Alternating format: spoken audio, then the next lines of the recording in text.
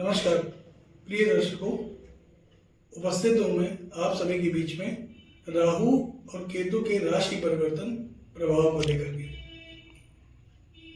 30 अक्टूबर 2023 दिन सोमवार प्रातः 10:32 पे राहु और केतु अपनी वर्तमान मेष और तुला राशि को छोड़कर मीन व कन्या राशि में प्रवेश करने जा रहे हैं। राहु और केतु वक्री ग्रह हैं, ये सदैव उल्टी चाल चलते हैं। बाकी किसी ग्रह का अगर गोचर होता तो वो मेष राशि से वृषभ राशि में जाता, लेकिन राहु और केतु चूंकि उल्टा चलते हैं तो ये मेष राशि से मीन राशि में आएंगे और केतु जो अभी तक तुला राशि में थे अब वो कन्या राशि में प्रवेश करेंगे। प्रिय दर्शकों, सबसे पहले गोचर को अगर समझना है तो एक चीज बहुत जरूरी है। सबसे पहले अपनी जन्म कुंडली को देखिए और जन्म कुंडली को देखने के बाद ये देखिए कि उसमें कोई मारक दशा, अकारक दशा या कोई ऐसी स्थिति तो नहीं है, ढैया या साढ़े साथी, ऐसी स्थिति तो नहीं है जिसकी वजह से आप पहले से परेशान चल रहे हैं। अगर ऐसी स्थिति है फिर तो ये गोचर कोई बहुत ज्यादा प्रभाव आपके लिए श्रेष्ठ लेके नहीं आ रहा है। इसलिए अगर आपकी जन्म कुंडली में स्थिति अच्छी है, दशाएं आपके फेवर की चल रही हैं, आपकी कारक दशाएं चल रही हैं, दैया साढ़े साथी किसी तरीके से आप परेशान नहीं है, शनि राशि से पंचमस्त नहीं है, चंद्रमा किसी तरह से पीड़ित नहीं है, सूर्य किसी तरह से पीड़ित नहीं है, तो फिर ये गोचर आपके लिए श्रेष्ठ प्रभाव लेकर के आएगा। प्रिय दर्शकों, मेष राशि से लेकर के कन्या राशि पर्यंत प्रत्येक राशि के जातकों के लिए ये राहु और केतु का गोचर कैसा प्रभाव लेकर के आ रहा है, इसकी आज हमारी चर्चा होगी। स्टार्ट। प्रिय दर्शकों, गोचर एक मौसम की तरह होता है। जैसे बरसात का मौसम में बारिश हो रही है, अब एक सड़क के किनारे रहने वाला व्यक्ति, उसके लिए वो बारिश का मौसम परेशानी लेकर के आ रहा है, लेकिन जो एक अच्छे से घर में रह रहा है वो उसी बारिश का चाय पी करके आनंद ले रहा है। तो गोचर भी इसी तरह प्रभाव देता है। अब हमारी चर्चा होगी सबसे पहली राशि मेष राशि के ऊपर। आइए जानते हैं मेष राशि के जातकों के लिए राहु और केतु का ये जो गोचर प्रभाव है वो कैसा रहने वाला है। मेष राशि की अगर हम बात करें तो आपकी राशि पर अभी तक राहु और सप्तम स्थान पर केतु संचरण कर रहे थे। अब ये परिवर्तित होंगे और आपकी राशि से 12वें भाव में ये चले जाएंगे। केतु क्रमशः 6ठ भाव में आ जाएंगे। ये गोचर आपके लिए ठीक बिल्कुल नहीं कहा जाएगा। कारण क्या है, राहु जब भी 12वें से संबंध बनाते हैं तो ये कोर्ट कचहरी वाद विवाद बेवजह की चीजों में आपका धन व्यय कराएंगे, और वहीं 6ठ में बैठे हुए केतु आपको आकस्मिक और भ्रमात्मक बीमारियों से ग्रस्त करेंगे। तो ये गोचर इस लिहाज से तो बिल्कुल ठीक नहीं कहा जाएगा। अब चूंकि राहु के पास 3 दृष्टियां होती हैं, कई विद्वानों का मानना है कि राहु केतु के पास दृष्टि नहीं होती, जबकि ऐसा नहीं है। राहु के पास 3 दृष्टियां होती हैं जो कि उनको गुरु के समान प्राप्त है, गुरुवत प्राप्त है। तो राहु की जो 5वीं दृष्टि पड़ेगी वो आपके चतुर्थ भाव में, यानी कि आपके माता के घर में पड़ेगी, स्वउपार्जित धन के घर में पड़ेगी, आपके मित्रों के घर में पड़ेगी, आपके परिवार कुटुंबीजन के घर में पड़ेगी, जहां पे ये गोचर राहु की दृष्टि का पड़ना बिल्कुल भी ठीक कहीं से भी नहीं माना जाएगा। यहाँ आपको सचेत रहना पड़ेगा। बेवजह की कलह परेशानी ये इस गोचर के दौरान आपको देखने में आ सकती है। 7वीं दृष्टि राहु आपकी 6ठ भाव में डालेंगे। यहाँ पे थोड़ी सी राहत की बात यह है कि भले ही लड़ाई झगड़ा कुछ अगर ऐसा होता भी है तो राहु आपको फंसाएंगे तो, लेकिन चूंकि राहु की दृष्टि 6ठ भाव में पड़ रही है तो आपको कोर्ट कचहरी के मामले में अंततोगत्वा जीत आपकी ही होगी। लेकिन मेरी सलाह है कि अगर इस तरह का कोई माहौल बनता है, कोई झगड़ा विवाद का, तो आप वहां से दूर रहें, वो आपके लिए ज्यादा अच्छा रहेगा। भले ही आप जीत जाएं, कितनी बार, 1 बार 2 बार, कभी ना कभी तो आप 19 पढ़ेंगे, सामने वाला 20 पढ़ेगा, उस समय पे आपको समस्या होगी। वहीं राहु की जो दृष्टि पड़ेगी वो 8वें स्थान पर पड़ेगी। 9वीं दृष्टि ये चोट चपेट एक्सीडेंट को भी बढ़ावा देने वाला दिख रहा है। आकस्मिक दुर्घटनाएं, राहु और केतु आकस्मिकताओं के कारक है। जो आपने सोचा ना हो वो घटना घट जाए, ये होते हैं राहु और केतु, चाहे अच्छी हो चाहे बुरी हो। ये दोनों चीजें एक ही कॉम्बिनेशन में आती हैं। तो 8वें भाव में दृष्टि पड़ने से ये आपको बेवजह की परेशानियों में डालेंगे। चोट चपेट एक्सीडेंट की घटनाएं घटित हो सकती है, यहाँ पे आपको सावधान रहने की बहुत आवश्यकता है। अब केतु की चर्चा करते हैं। देखिए, केतु 6ठ भाव में जब बैठे होते हैं तो कई बार ये देखा जाता है कि ऐसी बीमारियां होती हैं कि डॉक्टर पता चला जांच कर रहा है, सब कुछ हो रहा है, आप बता भी रहे हैं कि आपको बीमारी है, लेकिन उसके बाद जब बीमारी डायग्नोस नहीं होती तब समस्या बढ़ जाती है कि रिपोर्ट्स आ रही है नॉर्मल, आप कह रहे हैं बिल्कुल हम तकलीफ में हैं, रिपोर्ट नॉर्मल आ रही है, तो यहाँ पे आपको समस्या का सामना करना पड़ेगा। दूसरा, केतु की जो दृष्टि पड़ेगी वो आपके दशम स्थान कार्य क्षेत्र में पड़ेगी, तो सीनियर्स उच्च अधिकारियों के साथ मतभेद की संभावना को ही प्रदर्शित कर रहा है। कई बार आप अच्छा और बेहतर करेंगे लेकिन उस किए हुए काम का क्रेडिट आपको नहीं मिलेगा, ये एक समस्या का कारण है।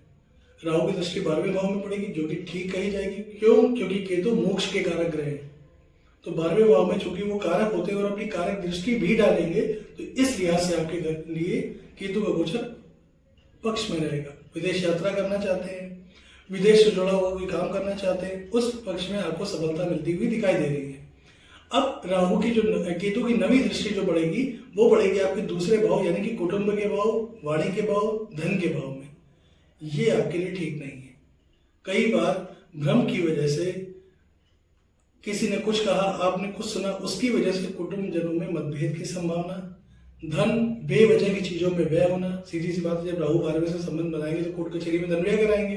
अब ये जो धन व्यय हो रहा है किसी अच्छे काम में तो हो नहीं रहा है, बेवजह का धन व्यय हो रहा है। केतु जब दूसरे भाव में दृष्टि डालेंगे तो ये सब पैदा करेंगे।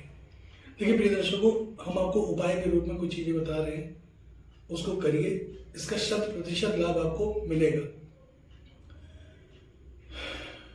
अगर हम उपाय की बात करें, सबसे पहले गणेश जी की आराधना करिए। ओम गंग गणपतये नमः इस मंत्र का सुबह और शाम 108 बार जप करें। गणेश जी के मंदिर जाएं हर बुधवार को, गणेश जी को दुर्वा अर्पित करें, उनके मंदिर की प्रदक्षिणा करें 1 बार या 3 बार, इससे आपको लाभ होगा। साथ ही साथ चांदी के पात्र में गंगा जल भर करके अपने पूजन स्थल पर रखें, इससे भी आपको लाभ होगा। तो प्रिय दर्शकों, ये था मेष राशि के लिए राहु और केतु का राशि परिवर्तन का प्रभाव। स्टार्ट। वृषभ राशि, वृषभ राशि के लिए देखा जाए तो ये गोचर आपकी कुंडली में या आपकी राशि से लाभ भाव में यानी एकादश भाव में राहु का संचरण और पंचम भाव में केतु का संचरण होने जा रहा है, जो कि अत्यंत श्रेष्ठ है, बहुत बढ़िया। इस गोचर के दौरान आय के 1 से अधिक स्रोत आपको मिलेंगे। इस गोचर के दौरान भूमि, भवन, वाहन, जो चीजें आपने अभी तक प्राप्त नहीं की थी वो सारी चीजें आपको प्राप्त होगी। अगर आपकी जन्म कुंडली में कोई भी कारक या मारक दशा नहीं चल रही है, ढैया या साढ़े साथी, वैसे भी वृषभ राशि में ना ढैया है ना साढ़े साथी है, ऐसा कुछ भी नहीं है, लेकिन अगर व्यक्तिगत किसी व्यक्ति की कुंडली में ढैया, साढ़े साथी या कोई मारक दशा या अकारक दशा अगर नहीं चल रही है तो ये गोचर अत्यंत श्रेष्ठ और धन की वर्षा कराने वाला होगा। राहु तृतीय भाव में कारक कहे गए। अब राहु जब तृतीय भाव में, माफ करेंगे, राहु एकादश भाव में कारक कहे गए। अब जब राहु एकादश भाव से संबंध बनाएंगे तो उनकी 5वीं दृष्टि पड़ेगी पराक्रम भाव में, जो कि बहुत बढ़िया है। हाँ, छोटे भाई बहनों के साथ थोड़ा सा वैचारिक मतभेद की संभावना दर्शा रहा है, लेकिन पराक्रम में आपकी वृद्धि होगी। अपने पुरुषार्थ के बदौलत आप जबरदस्त सफलता अर्जित करते हुए दिखाई दे रहे हैं। दूसरा, राहु की जो 7वीं दृष्टि वो पंचम भाव में होगी। यहाँ पे थोड़ी सी समस्या आपके लिए आएगी कि संतान पक्ष से आपको किसी तरह की चिंता या प्रेम संबंध में अगर आप हैं तो उसमें थोड़े उतार चढ़ाव देखने में आपके सामने आ सकते हैं। क्यों? क्योंकि राहु कारक होकर की दृष्टि डालेंगे तो विच्छेद नहीं कराएंगे। हाँ, संबंधों में समस्या आ सकती है, संतान के स्वास्थ्य पे इसका असर पड़ सकता है, आपके पेट या पेट से संबंधित कोई समस्या आपको परेशान कर सकती है। यहाँ पे थोड़ा उतार चढ़ाव आपको देखना जरूर पड़ेगा, लेकिन फिर भी ये राहु और केतु का गोचर आपके लिए बहुत अच्छा है।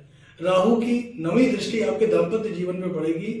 7वां भाव दाम्पत्य का भाव होता है, आपकी पार्टनरशिप का भाव होता है, साथ ही साथ आपके व्यापार का भाव होता है। अब 7वें में जब राहु दृष्टि डालेंगे तो व्यापार के तो 1 से ज्यादा रास्ते खुलेंगे, क्योंकि एकादश में कारक होके बैठे हैं, तो 7वें में व्यापार के तो 1 से ज्यादा रास्ते खोलते हुए दिखाई दे रहे हैं। लेकिन इनकी दृष्टि दाम्पत्य जीवन में जब पड़ेगी तो जीवन साथी के स्वास्थ्य में समस्याओं को ही दर्शा रहा है। साथ ही साथ कई बार जीवन साथी से वैचारिक मतभेद को भी ये दर्शा रहा है। पार्टनरशिप में अगर आप हैं तो पार्टनरशिप में मतभेद की संभावनाएं बनती हुई दिखाई दे रही है। अब बात करते हैं केतु की। केतु चूंकि पंचम भाव में बैठे हुए हैं, ये अपनी 5वीं दृष्टि डालेंगे 9वां भाव धर्म के भाव पे, तो धर्म और आध्यात्म के क्षेत्र में आपकी रुचि बढ़ेगी। पूजा पाठ, मंत्र, किसी योग्य गुरु का सानिध्य भी आपको प्राप्त हो सकता है इस दौरान अगर आप प्रयास करें तो। साथ ही साथ केतु की दृष्टि लाभ भाव में पड़ने से कहीं कोई समस्या नहीं है। केतु लाभ भाव में दृष्टि डालेंगे तो लाभ के नए रास्ते खोलते हुए ही दिखाई दे रहे हैं। अब तीसरा जो माइनस पॉइंट आ रहा है वो ये आ रहा है जब केतु की दृष्टि लग्न में पड़ेगी। यहां आपको सचेत होना है। क्यों? क्योंकि सिक्के का कभी एक पहलू नहीं होता, अगर अच्छा है तो बुरा भी है। केतु जब लग्न में दृष्टि डालेंगे तो लग्न में चूंकि वृषभ राशि बनी हुई है, तो वृषभ राशि लग्न में जब बनी होगी तो केतु की वो नीच राशि है। जब केतु अपनी नीच राशि को देखेंगे, नीच दृष्टि डालेंगे वहां पे, तो यहाँ पे आपके अंदर भ्रम की स्थिति पैदा करेंगे। कई बार फैसला लेने में आप जल्दबाजी करेंगे, जिसके लिए आपको बाद में नुकसान भी उठाना पड़ेगा। तो यहाँ आपको सचेत होने की आवश्यकता है। उपाय के तौर पे मैं दो ही आपको काम करने को कहूंगा। सबसे पहले माता छिन्नमस्ता, माता छिन्नमस्ता की आराधना करें। कुछ नहीं करना है, सिर्फ हाथ जोड़ करके उन्हें प्रणाम करें, या आप किसी भी देवी के मंदिर में जाते हैं, हर जगह छिन्नमस्ता माता का मंदिर तो है नहीं, तो आप किसी भी देवी के मंदिर में जाएं, उनको प्रणाम करें, मन में कल्पना करें कि सामने मेरे माता छिन्नमस्ता हैं, उनको प्रणाम करें, गणेश जी की आराधना करें। और अगर फिर भी समस्या ज्यादा बढ़ जाए तो एक अष्ट धातु, थोड़ा महंगा उपाय है ये, एक अष्ट धातु का सर्प बनवा के शिवलिंग पर चढ़ा दें, ये आपके लिए बहुत अच्छा रहेगा। स्टार्ट। मिथुन राशि, मिथुन राशि के जातकों के लिए यह गोचर, राहु और केतु का गोचर आपकी राशि से क्रमशः दशम और चतुर्थ भाव में होने जा रहा है। दशम भाव में राहु को कारक कहा गया है। अब यह गोचर आपके लिए विचारणीय होगा, कुछ फायदे कुछ नुकसान, कैसे आइए जानते हैं। राहु जब दशम में गोचर करेंगे तो ये आपके मान सम्मान में वृद्धि कराएंगे, पद प्रतिष्ठा का लाभ आपको दिलाएंगे, कार्य क्षेत्र में वृद्धि कराएंगे। अगर आप मनचाहा ट्रांसफर चाहते हैं तो वो आपको प्राप्त होगा। साथ ही साथ राहु के इस गोचर से आप किसी भी तरह से अगर विदेश यात्रा करना चाहते हैं तो यहाँ आपको सफलता मिलती हुई दिखाई दे रही है। धन की अच्छी प्राप्ति आपको दिखाई दे रही है, लेकिन धन संचय होने में समस्या आपके रहेगी। क्यों? क्योंकि राहु की पांचवी दृष्टि आपके दूसरे भाव में पड़ेगी, और दूसरा भाव वाणी का भी है, दूसरा भाव आपके धन का भी है, आपके कुटुंब का भी है। तो जिन भाव में राहु दृष्टि डालेंगे वहां पर समस्या खड़ी करेंगे। क्यों? क्योंकि राहु की दृष्टि विच्छेदात्मक है, सर्वाधिक विच्छेदात्मक रहे, शनि से भी ज्यादा विच्छेदात्मक रहे, राहु को कहा गया है। अब खैर यहाँ पे एक चीज बड़ी अच्छी कि जब धनागमन हो रहा होगा, अगर खर्चे हो भी रहे हैं तो उससे डरने की ज्यादा जरूरत नहीं है, पैसा तो आ ही रहा है, लेकिन प्रयास करें जो पैसा आ रहा है उसको सदकार्यों में लगाएं, अच्छे कामों में लगाएं, बेवजह की चीजों में धन खर्च ना करें। मांसाहार या मद्यपान करते हैं तो उससे दूरी बना लीजिए अभी, वरना ये गोचर आपको समस्या में आगे जाके डाल देगा। वाणी में कड़वाहट उत्पन्न होगी, इसलिए सोच समझ के बोलिए, जो भी बोलिए। एक चीज बहुत अच्छी है, जो लोग राजनीति से जुड़े हुए हैं किसी भी तरह से, उनके लिए गोचर अत्यंत श्रेष्ठ प्रभाव लेके आ रहा है। दशम का राहु राजनीति में उत्थान के लिए प्रबल कारक माना जाता है, उनके लिए गोचर बहुत बढ़िया है। अब राहु की सातवीं दृष्टि पड़ेगी चतुर्थ घर में, यहां समस्या है। चौथा घर माँ का घर है, स्व उपार्जित धन का घर है, आपके मित्रों का घर है, साथ ही साथ आपको कला, घर की जो कला कलेश है वो भी चौथे घर से ही देखी जाती है कि चौथे घर से किस ग्रह का गोचर हो रहा है। अब चूंकि केतु चौथे घर में बैठे होंगे, राहु की दशम भाव से दृष्टि पड़ेगी, तो यहाँ पे आपके साथ माता के स्वास्थ्य में कमी ला सकते हैं। घर में बेवजह का वाद विवाद पैदा हो सकता है।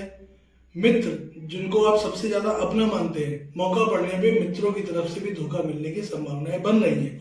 चौथे भाव को प्रिय दर्शकों जनता का भाव भी कहा गया है। तो कई बार ऐसा देखने में आता है कि भ्रम की स्थिति मान ले या कंफ्यूजन मान ले जनता की तरफ, यानी कि अगर आप कोई ऐसा व्यापार मान लीजिए राजनीति में है, तो राजनीति में होने का ये गोचर आपके लिए बहुत बढ़िया है, लेकिन जब दूसरे भाव में दृष्टि पड़ेगी तो कई बार आप बोलने कूद जा रहे हैं लेकिन सामने वाला समझ कुछ रहा है, इस वजह से आप कहीं ना कहीं समस्या में आ सकते हैं। राहु की नवी दृष्टि पड़ेगी आपके षष्ठ भाव पे, ये आपके लिए बहुत बढ़िया है। रोग, शत्रु और ऋण, छठवां भाव किस चीज का होता है? रोग का, शत्रु का, ऋण का। तो इससे आपको मुक्ति मिलती हुई दिखाई दे रही है, इसमें कहीं कोई समस्या वाली बात नहीं है। छठवां भाव प्रिय दर्शकों प्रतियोगिता का भी है, तो अगर कोई प्रतियोगिता की आप तैयारी कर रहे हैं, खासतौर पर विद्यार्थी वर्ग के लिए मैं बात कहना चाहूंगा कि जो लोग प्रतियोगिता परीक्षा की तैयारी कर रहे हैं उनके लिए समय बहुत अच्छा रहेगा। मेहनत करिए, लगन से पढ़िए और प्रतियोगिता परीक्षा में आपको सफलता मिलती हुई दिखाई दे रही है। उपाय के लिए मिथुन राशि वाले क्या करेंगे? शनिवार के दिन जो स्ट्रीट डॉग्स होते हैं, सड़क पे जो कुत्ते रहते हैं, उनको खाने के लिए कुछ ना कुछ दीजिए, बिस्कुट दीजिए, ब्रेड दीजिए, जो आप दे सके उनको दीजिए, इससे आपको लाभ होगा। साथ ही साथ गणेश जी की नित्य आराधना करें, गणेश जी को दुर्वा अर्पित करें हर बुधवार के मंदिर जाकर के, साथ ही साथ गणेश जी की प्रदक्षिणा करें। इससे है गोचर आपके लिए बढ़िया हो जाएगा। स्टार्ट। कर्क राशि। देखिए, कर्क राशि के जातकों के लिए राहु और केतु के गोचर को मिला जुला परिणाम देने वाला कहा जा रहा है। समस्या ये है कि आप पहले से ही शनि की ढैया से जूझ रहे हैं। अगर कहीं आपकी कुंडली में शनि की दृष्टि चंद्रमा पे हुई या शनि चंद्रमा युति पे हुई, तब तो आप भयंकर मानसिक अशांति को इस समय देख रहे होंगे। अब ये राहु और केतु का जो गोचर होने जा रहा है, ये क्रमशः आपकी राशि से नवम भाव राहु और तृतीय भाव में केतु का होगा। यहाँ पे आपके लिए कुछ फायदे हैं, कुछ नुकसान है। पहले फायदे सुन लीजिए। फायदे आपके लिए ये हैं कि आपको धन की प्राप्ति होगी। क्यों? क्योंकि पुरुषार्थ करेंगे, मेहनत करेंगे, उससे जो आपको धन अर्जित होगा। जब जब आपको भाग्य की जरूरत पड़ेगी, उस समय पे आपका भाग्य आपका साथ देगा। ये एक बहुत बड़ा प्लस पॉइंट है। लेकिन जैसा मैंने पहले भी कहा कि आप नया व्यापार शुरू कर सकते हैं, नई नौकरी कर सकते हैं। साथ ही साथ अगर आप कोई तीर्थ यात्रा पे जाने का विचार कर रहे थे तो वहां आप जा सकते हैं। कहीं घूमने फिरने के लिए परिवार के साथ जाना चाह रहे थे, वहां आप जा सकते हैं। इसमें कहीं कोई दिक्कत नहीं है। लेकिन लंबी दूरी की यात्रा नहीं करेंगे। पिता के साथ मतभेद ना हो, इसका ध्यान रखेंगे। पिता के स्वास्थ्य में कमी ना आए, इस चीज का ध्यान रखेंगे। साथ ही साथ आपको पैरों में कोई दिक्कत ना हो, इस चीज का भी आपको ध्यान दिखाई देना है। राहु की दृष्टि आपके लग्न में पड़ेगी, ये ठीक नहीं है। क्यों नहीं है ये भी समझिए। राहु जब भी लग्न से संबंध बनाते हैं तो ये चिड़चिड़ापन देते हैं, भ्रम देते हैं, बेवजह का गुस्सा देते हैं, व्यर्थ का तनाव देते हैं। तो यहाँ पे ये गोचर ठीक नहीं कहा जाएगा, इससे आपको बचना होगा। साथ ही साथ जब तृतीय भाव में राहु दृष्टि डालेंगे तो ये पराक्रम में तो आपकी वृद्धि करेंगे, जो आपके लिए बहुत बढ़िया पॉइंट है। लेकिन तीसरा भाव जो होता है, छोटे भाई बहनों का विचार भी यहीं से किया जाता है। तो जब तीसरे भाव में दृष्टि डालेंगे तो छोटे भाई बहनों के साथ में वैचारिक मतभेद को दर्शा रहे हैं। क्यों? क्योंकि राहु को नवम भाव में कारक नहीं कहा गया है, तो संबंधों में तनाव बढ़ सकता है। अगर पूर्व से कोई तनाव चला आ रहा है तो उस तनाव में वृद्धि होने की संभावना बढ़ेगी। यहाँ आपको सचेत हो जाना चाहिए। साथ ही साथ राहु की जो नवी दृष्टि है वो पंचम भाव में पड़ेगी, जो कि ठीक नहीं मानी जाएगी। प्रेम संबंध में है तो विच्छेद की स्थिति बनेगी। संतान के साथ में है तो मतभेद की स्थिति बनेगी। संतान के स्वास्थ्य में कमी आ सकती है। आपको पेट संबंधी समस्याएं परेशान कर सकती हैं। कोई ऐसी चीज जिसके बारे में आप जब कोई फैसला लेने जा रहे हैं, कोई भी आपको बड़ा फैसला लेना है, वहां पे आप दुविधा का सामना आपको करना पड़ सकता है। यहाँ आपको सचेत हो जाना चाहिए। ये तो बात हो गई राहु की। केतु जो कि तीसरे भाव में बैठे हुए हैं, जब ये अपनी दृष्टि डालेंगे तो इनकी पहली पांचवी दृष्टि पड़ेगी आपके सप्तम भाव दाम्पत्य के भाव में। तो दाम्पत्य जीवन में भ्रम और छोटी सी बात को बड़ा बन जाना। बात ऐसी बात नहीं तो दोनों में इतना झगड़ा शुरू हो गया कि वो 2-2 महीने हो जाए एक दूसरे से बात ना करें। तो ये समस्याएं केतु पैदा करते, क्योंकि केतु आकस्मिकताओं के कारक है। सप्तम पे दृष्टि डालेंगे, जीवन साथी के स्वास्थ्य में उतार चढ़ाव ले आएंगे। आप दोनों के जीवन साथी के साथ संबंधों में वैचारिक मतभेद को पैदा करेंगे। कई बार ये भी देखने में आता है कि कार्य क्षेत्र में बेहतर करने के बाद भी वो रिस्पॉन्स आपको नहीं मिल रहा है जो कि मिलना चाहिए था। यहाँ आपको सचेत होना है। साथ ही साथ केतु की जो सातवीं दृष्टि पड़ेगी वो आपके नवम भाव में पड़ेगी, यानी धर्म के भाव में। केतु को धर्म का कारक कहा गया है। पूजा पाठ में आपका मन लगेगा, धर्म के कार्य में आपकी रुचि बढ़ेगी। ये आपके लिए ठीक है, अच्छा है। अगर आप इस चीज से जुड़ जाते हैं तो बाकी राहु केतु का गोचर है वो आपके लिए सामान्य जाएगा। अब केतु की जो नवी दृष्टि है वो आपके लाभ भाव में पड़ेगी, तो लाभ के तो ये रास्ते खोलेगी, इसमें कहीं कोई दिक्कत नहीं है। लाभ आपका बढ़ेगा। लेकिन साथ ही साथ बड़े भाई बहनों के साथ, क्योंकि 11वां भाव बड़े भाई बहनों से भी संबंध रखता है, तो उनके साथ में मतभेद को भी प्रदर्शित कर रहा है। क्यों? क्योंकि केतु नीच दृष्टि अपनी डालेंगे तो यहाँ पे वो समस्याएं पैदा कर सकते हैं। उपाय के रूप में मैं आपको बता देता हूँ, सफेद चंदन की लकड़ी का टुकड़ा अपने गले में नीले धागे में पहनिएगा, इससे आपको फायदा मिलेगा। साथ ही साथ तीर्थ यात्रा समय समय पे करते रहिएगा। जब भी आपको मौका मिले, मैं ये नहीं कहूँगा बहुत लंबी दूरी की यात्रा करिए, आपके आसपास जो भी तीर्थ क्षेत्र है वहां जाकर के यात्रा करेंगे तो इससे आप सुरक्षित बने रहेंगे। मद्यपान, मांसाहार ये बिल्कुल मत करिएगा, यहाँ आप समस्या आपकी बढ़ जाएगी। अगर आप पूर्व से मद्यपान कर रहे हैं तो बंद कर दीजिए, मेरा निवेदन है। स्टार्ट। सिंह राशि। आपको बस एक ही सलाह दूंगा, सावधान। आपकी राशि से गोचर जो कि क्रमशः अष्टम भाव में राहु और द्वितीय भाव में केतु ठीक नहीं है, बिल्कुल ठीक नहीं है। चोट चपेट, एक्सीडेंट की संभावना प्रबल है। बेवजह की परेशानियों की संभावना प्रबल है।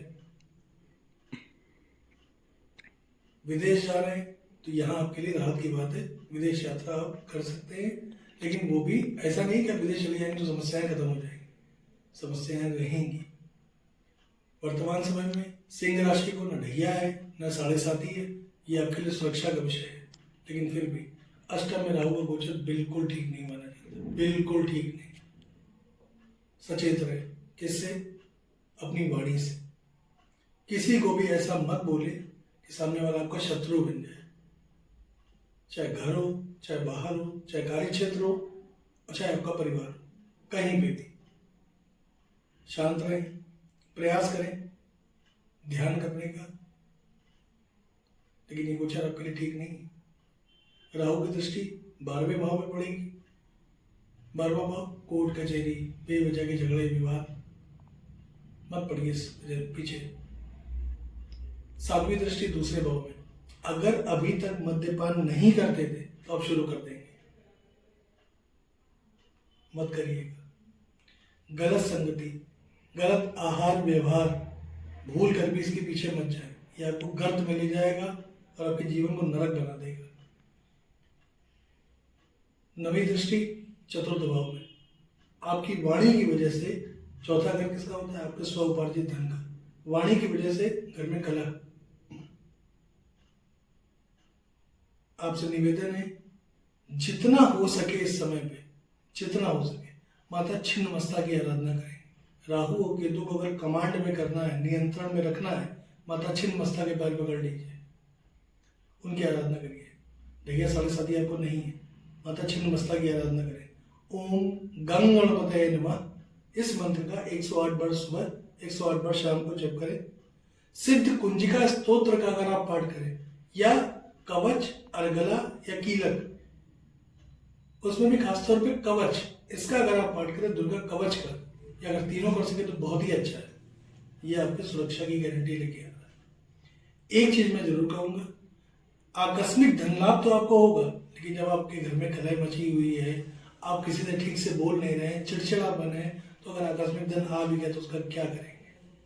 तो ये समय आपके लिए ठीक नहीं है, आपको सावधान रहना होगा। और जो उपाय मैंने बताए हैं इनको करेंगे, ये समय धीमे धीमे करके बीत जाएगा। अगर आपकी कुंडली में ढैया, साढ़े साथी, या आपकी कुंडली में शनि राशि से पंचमस्थ नहीं है, राहु या शनि की दृष्टि चंद्रमा पे नहीं पड़ रही है, चंद्रमा राहु या शनि के साथ युति में नहीं है, कोई कारक दशा चल रही है, मारक या अकारक दशा नहीं चल रही है, फिर तो ये गोचर 50-50 मैं कहूंगा। लेकिन अगर स्थिति आपकी कुंडली में गड़बड़ है तो ये राहु केतु का गोचर आपको समस्या में डाल सकता है, सचेत हो जाए। कन्या राशि, कन्या राशि के जातकों के लिए राहु और केतु का ये गोचर क्रमशः लग्न में केतु और सप्तम पे राहु का संचरण होगा। सावधानी, किससे? दाम्पत्य जीवन में कलह, भ्रम की स्थिति, जीवन साथी पे बेवजह का शक करना, इनसे बचिए। वैसे तो ये गोचर धन के लिहाज से बढ़िया है, अच्छा है, बहुत अच्छा है, पैसा आएगा, लेकिन पैसा सत्कार्य से आएगा, सत्कर्मों को करके आएगा, ऐसा नहीं कह सकते। ये न केन प्रकारेण, किसी भी तरीके से पैसा तो आएगा, और आप रास्ते भी चुनेंगे, गलत भी सही भी। अब ये तय आपको करना है कि गलत रास्ते से पैसा आएगा या सही रास्ते से। लग्न में दृष्टि पड़ेगी राहु की, चिड़चिड़ापन, तनाव, छोटी छोटी बातों में उत्तेजित हो जाना, क्रोध करना, यहां बचिए। तृतीय भाव में दृष्टि पड़ेगी राहु की, पराक्रम में वृद्धि, पुरुषार्थ में वृद्धि, बहुत बढ़िया। लेकिन छोटे भाई बहनों के साथ संबंधों में तनाव, विच्छेद नहीं, तनाव, मतभेद, ये होगा। केतु आपके लग्न में बैठेंगे, बिल्कुल ठीक नहीं, कहीं से भी ठीक नहीं। केतु जब भी लग्न से संबंध बनाते हैं तो ये भ्रम की स्थिति को पैदा कर देते हैं, खास तौर पे जो विद्यार्थी वर्ग है, क्योंकि केतु की पंचम दृष्टि पड़ेगी आपके 5वीं दृष्टि को डालेंगे आपके पंचम भाव में, जो कि बिल्कुल कतई ठीक नहीं है। ये भ्रम पैदा करेंगे, कंफ्यूजन पैदा करेंगे, कई बार आपको पथ से भ्रष्ट कराएंगे, पथ से भ्रमित कराएंगे। आप सही दिशा में जा रहे हैं, एकाएक आपको लगेगा नहीं जो हमने लाइन सेलेक्ट की है वो गलत है, हमें दूसरी दिशा में जाना चाहिए, ये सबसे बड़ी गलती आपकी होगी। सप्तम भाव में दृष्टि डालेंगे, दाम्पत्य जीवन में जैसे मैंने बताया भ्रम की स्थिति को पैदा कराएंगे, जीवन साथी के स्वास्थ्य में कमी लेकर के आएंगे। पार्टनरशिप में व्यापार करते हैं तो वहां भी मतभेद की स्थितियां प्रदर्शित होती हुई दिखाई दे रही है। एक अच्छा पॉइंट है केतु जब धर्म भाव में दृष्टि डालेंगे तो पूजा पाठ की तरफ आपका झुकाव बढ़ेगा, इसमें कहीं कोई दो मत नहीं है। लेकिन ये कभी मत भूलिएगा कि जब धन गलत रास्ते से आ रहा है, गलत तरफ संचय हो रहा है, लग्न में राहु की दृष्टि जब पड़ रही है, तो आप चिड़चिड़ापन और क्रोध के शिकार हो रहे हैं, तो धर्म कर्म पूजा पाठ से आप फिर अलग ही होंगे। प्रयास करिए, पूजा पाठ धर्म कर्म में मन लगाइए, सिद्ध कुंजिका स्तोत्र का पाठ करिए उपाय के रूप में, हनुमान जी की आराधना करते रहिएगा। रोज सुबह हनुमान चालीसा का पाठ करेंगे, ओम गंग गणपते नमः इस मंत्र का जप करेंगे। बुधवार के दिन गणेश जी को दूर्वा अर्पित करें, गणेश जी के मंदिर जाएं, उनका दर्शन करें। ये सुरक्षा का उपाय है, इसे करके आप इस गोचर को शांति से बिता सकते हैं। तो प्रिय दर्शकों, ये था मेष से लेकर के कन्या राशि पर्यंत प्रत्येक राशि के जातकों के लिए राहु और केतु के गोचर के प्रभाव की चर्चा। आज के लिए बस इतना ही, इजाजत दीजिए, पुनः मुलाकात होगी आपसे, तब तक के लिए नमस्कार।